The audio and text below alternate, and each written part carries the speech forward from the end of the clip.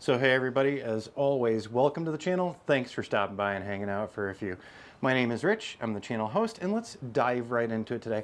Today's video topic is staying safe while flying your drones, and as you can see, we've got the hard hat going on. I've got my high-vis vest, we've got other high-vis vests in our vehicles, and helmets for my visual observer as well.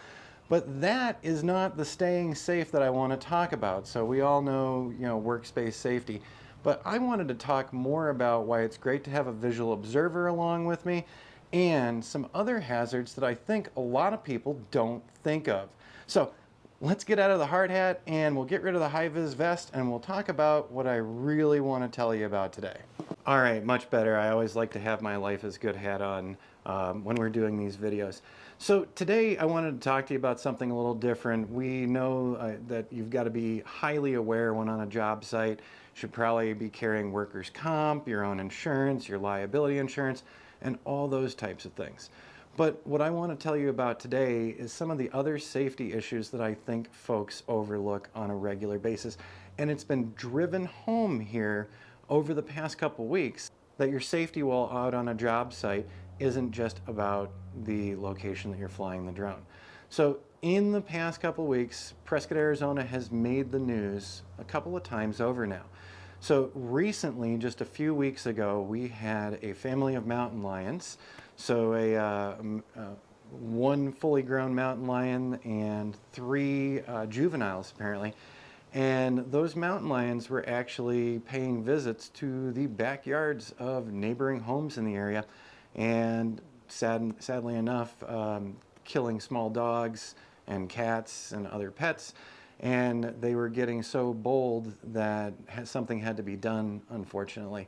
And so all four of those mountain lions were recently put down in the past couple weeks. And they were literally, coming right into yards and not that far from where we are located right now. Now, on the non-scary note, just the other morning I came outside to sit and read the news. And right behind me, over my shoulder here, while I was reading the news on my iPhone, I looked up and I found a buck staring right at me, not even 10 feet away, just staring at me. Didn't even hear it come up. In addition to that, the most heart-wrenching news here out of the Prescott area for this past week was a gentleman who's building a cabin up in the woods here and was camping out at the cabin location, was attacked and killed by a black bear. And finally, there was also a brown bear sighting recently in Prescott Valley. So what am I talking about when I'm talking about our safety? Well, if you're a longtime subscriber and you regularly watch our videos, you'll see that we've started up a new project out in the Granite Dells, flying the drone around some new climbing routes that some professional climbers have been putting up in the area. We're out, it's not the remote wilderness, you're still close to homes and roads and things, but those giant rock formations, you don't know what's in them while you're out there. So this is one of the reasons why I really do like to have a visual observer with me along to make sure that someone else is aware of our surroundings as well. When we're working on the Mavic 2 Pro, if we're looking on screen, we're keeping our eyes on the drone, we're doing visual line of sight, we don't know what's coming up right behind us. So having Jody along for doing the VO work is absolutely a must-have. And especially when we're out on locations where we're using the DJI Avata and the goggles, good grief, I wouldn't know anything coming around me while you're doing the goggles and doing those types of flights. So as you've seen in some of our recent videos, the big rock formations, how small we are in those cliff sites, you don't know what's lurking in those areas, and I'm not over exaggerating here with all of the recent bear attack, the mountain lions, and out in the Granite Dells there's also been bear sightings. There's rattlesnakes out there. We've got scorpions. We've got bobcats. You name it. We've got some interesting species around us that we're sharing this area with.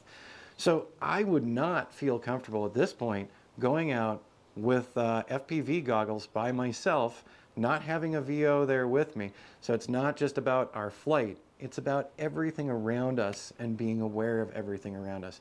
And I'll wrap this one up by saying, so one other job that we did last year wasn't a construction location. It was a fully finished home.